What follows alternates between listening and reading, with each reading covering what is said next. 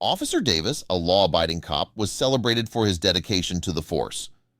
On a bright afternoon, his focus was abruptly taken by a speeding car zooming along the highway.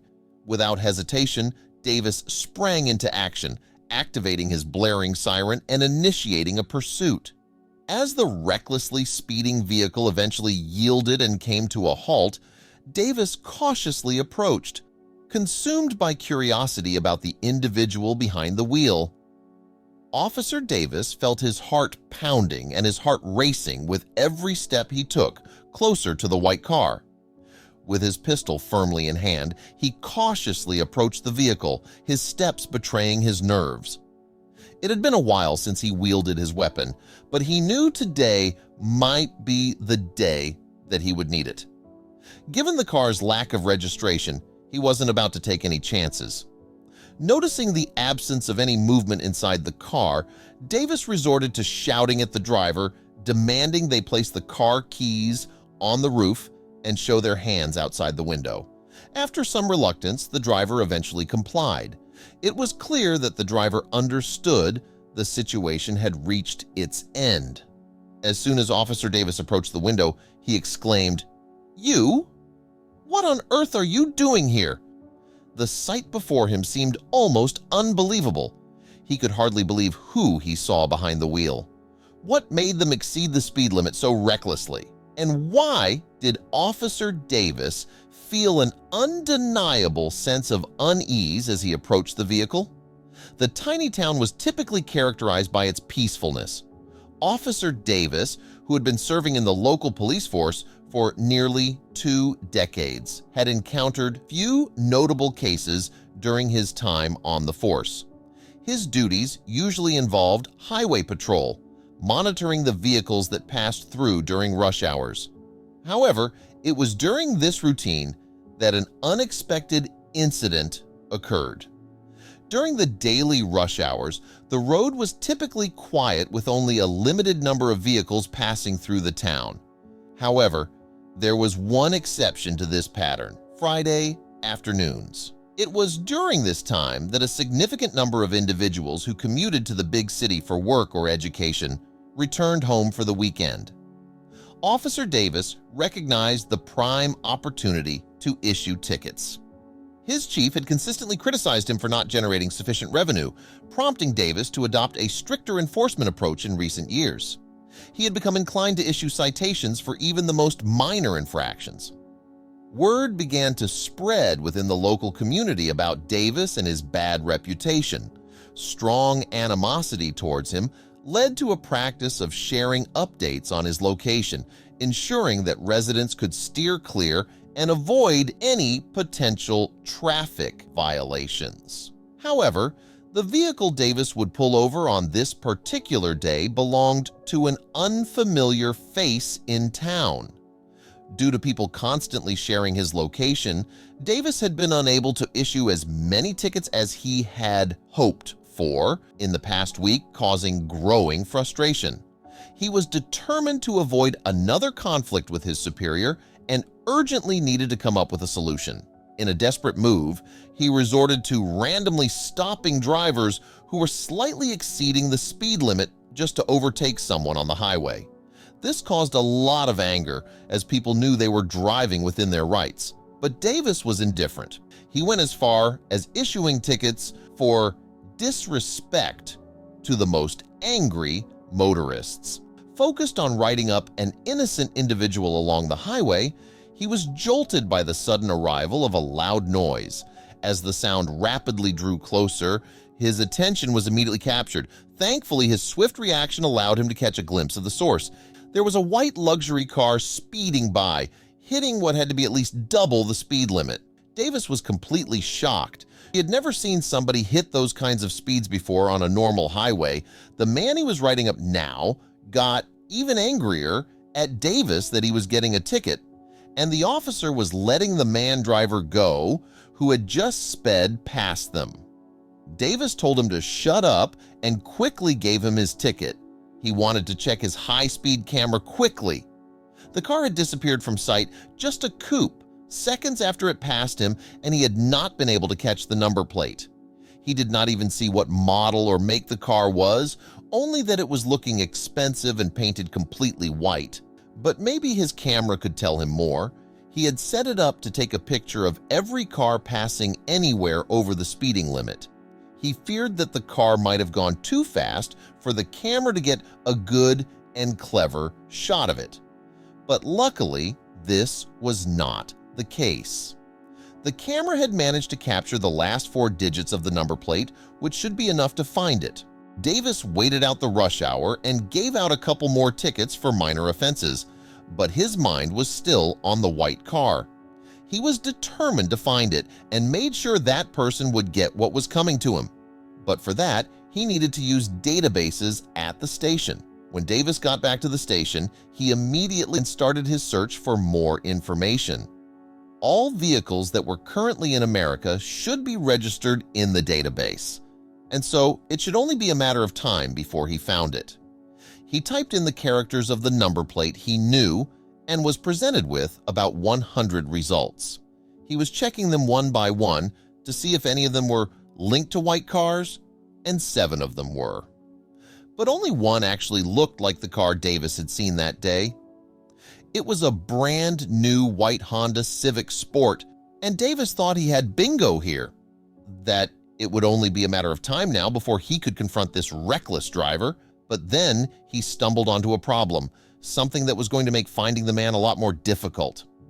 The database started that both the car and the number plate were unregistered. This meant that the system knew that the car existed, but that it could not give Davis information about who owned it or where it came from. Seeing this felt like a punch in the gut for Officer Davis.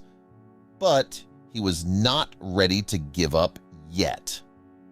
This model was still so incredibly new, only being released about a year ago, that the owner most likely had to buy it new, or maybe it only had one previous owner. And when looking up the model in general, there were only about 250 brand new editions sold or for sale in total in the state and states around them. Davis decided to make a list of all the dealerships which had sold one of these cars and hoped that one of them had the number plate in their database. Then they could tell him who they had sold the car to, and he would finally have his speeding driver identified. It was already too late to call anybody today, but Davis decided he would work extra tomorrow in order to have the time to call every single dealership if necessary. He had not been this motivated for any aspect of his work in a long time.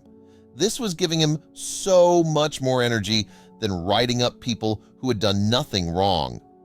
On Saturday, he spent about 2 hours calling all kinds of different dealerships until he finally got what he was looking for. When he quoted the number plate to the dealership, the line suddenly went quiet, and Davis got the response he was hoping for. The man most definitely knew the car he was talking about. The dealership was located in the next state over, about a 6-hour drive away from the small town. Davis already had his pen and paper in hand to write down the information of through buyer, but the dealership had some unexpected and disappointing news for the officer. They did not have any information about the buyer, as the car had not been bought at all. It had been stolen only yesterday. Somebody had carjacked the vehicle Friday morning and had not been seen ever since. The dealership had already made a report of it to the police, but they had clearly not acted on it yet. Suddenly, it made sense why the vehicle had been spending so much. The highway Davis was patrolling had been located near the edge of the state. The thief had probably wanted to get to the next state over as quickly as possible, as it would then be much more difficult to arrest him. But this also gave Davis the realization that he would probably never see this car again. If the driver was not from around here, what reason would he have to use this highway again? He started to feel like all his effort had been for nothing. Davis did make a report to the police who were dealing with the stolen car case about the fact that he had seen the vehicle, and he thought that that was it, that he would just go back to writing up people along the highway for minimal offenses, but Davis would turn out to be very wrong about this. It only took about a week again. A week of boring highway patrol work for Davis. He had made so many locals angry again and was seriously doubting how long he would be able to keep up this job. But then, during the Friday afternoon rush hours, Davis got a sense of déjà vu. But this time, Davis was not writing up another driver. He was in his police car waiting to find somebody to give a ticket. And then he heard it coming in the distance, a very familiar roar. Something was absolutely flooring it down the highway, and Davis knew that there was only one car that this could be. He quickly pressed the gas and got himself on the road. Davis's heart was nearly beating out of his chest. By now, he was already driving the speed limit, and he was still hearing a car gain on him fast. Then he finally saw a white speck appear in the rearview mirror. Davis recognized the vehicle immediately. This was the same car that he had been exclusively thinking about for the past week, the white Honda Civic Sport, and it was going at least twice the speed limit. Davis took a deep breath. It was go time now. Davis first tries to stay on the left lane in an attempt to not let the white car pass. He was ready to put up the pullover sign, but the Honda did not give him a chance. It was not too busy on the road, and the driver had no problem going past Davis on the right. Now, Davis knew that he had to start chasing, but luckily he had anticipated this and already built up some speed. But he needed to absolutely floor the car to even have a chance of keeping it. His driving skills were going to be truly tested today. With his siren no blasting, it was a lot easier to cut through traffic and catch up to the Honda. The few cars that were on the road went out of his way in an instant, and the whiter car still had to weave through traffic, which did slow him down a little bit. It did not take long before Davis was nearly on his bumper. He also had a stop sign which could go up in his front window. Of course, he tried this as soon as he was in sight of the Honda, but as expected, it did not slope the vehicle down. It was very clear that this driver was not one for following rules. But Davis was almost running out of options while chasing the vehicle. He had called in for backup, but in these parts of the country that was sometimes hard to come by, the station was very quickly trying to get a chopper into the sky that could match the speed of the car. But until then, Davis would have to stay in the vehicle so that they could track his locations. But that is, of course, easier said than done. Especially now that the driver knows that there are police behind him. Davis can immediately tell from his driving that the Honda is going to try and lose him. He is switching from lane to lane and eventually even suddenly shoots onto a road leading away from the highway. Just has to react instantly and just about makes it to the exit lane, slamming the brake in the meantime. This driver has no fear whatsoever by the looks of things. Davis quickly composes himself and sets in the chase again. He can't lose focus now. But the chase is getting a lot more difficult and dangerous now. They are now no longer on the highway where high speeds are not safe, but at least possible. Now they are heading towards towns, and if this car goes speeding through neighborhoods, then who knows the damage he can cause. Davis knew that he had to make a decision quickly. He had not lost much ground on the Honda and knew that he could catch up to it here. He was a very confident driver in turn and knew his tires were perfect. But getting in front of the car was going to be difficult, and there was still no help anywhere close.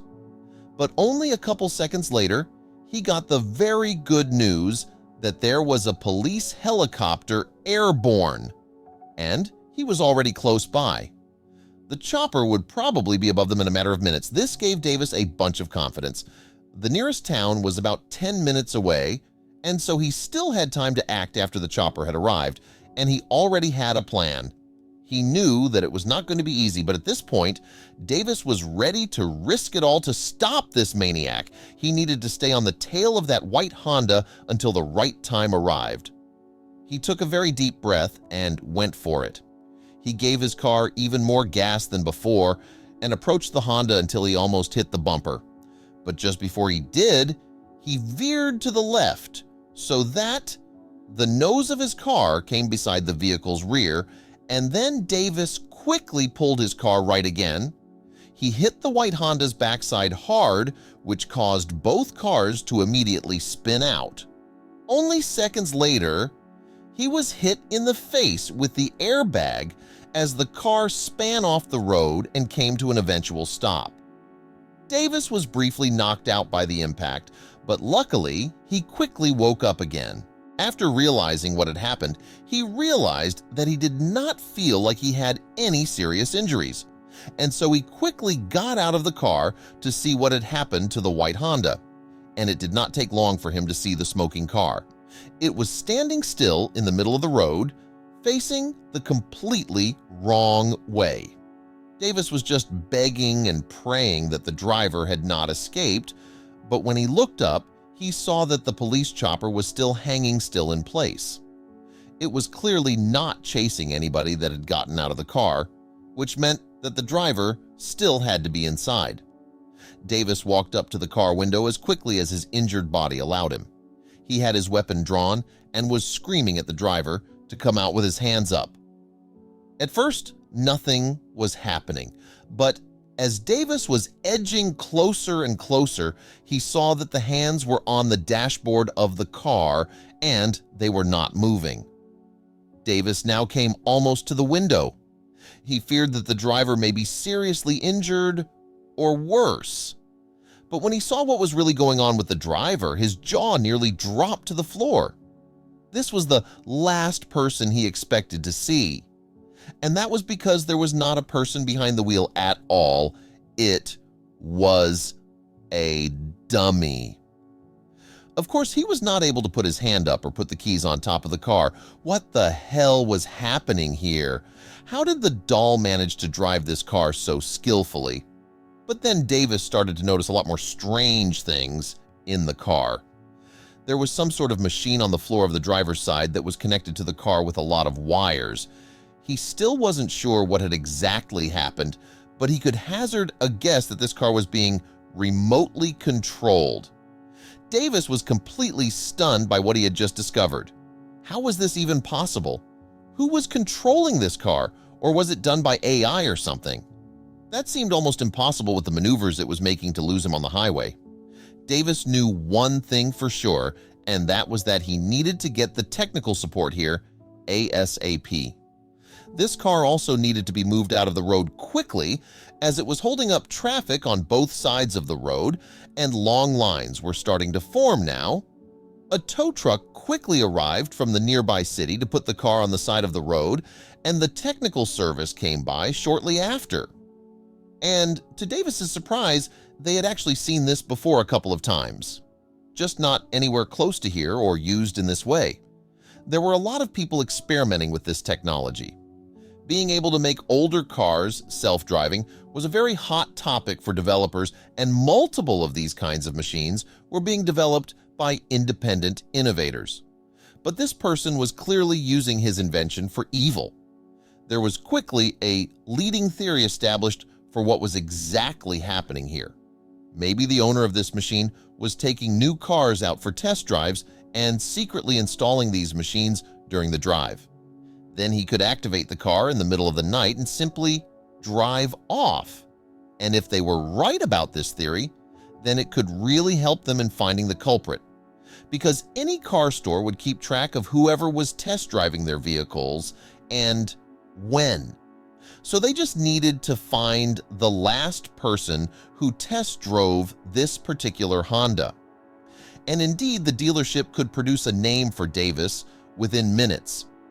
It was somebody that was not familiar with the police, but they did manage to find an address very quickly, and officers were at his door not even an hour later to arrest him. The man looked completely shell-shocked and tried to deny all the, in his words, bizarre allegations. But when the police searched his house, they quickly found a controller and another couple of the machines Davis found in the car. Those turned out to be prototypes. Now, there was no way around the truth anymore for the innovator, and so he decided to just come completely clean. The theory that the police had come up with was completely right, but what neither he nor the police had anticipated was the reason the car came back to the same spot. It was just because the man had way too much fun speeding with the car.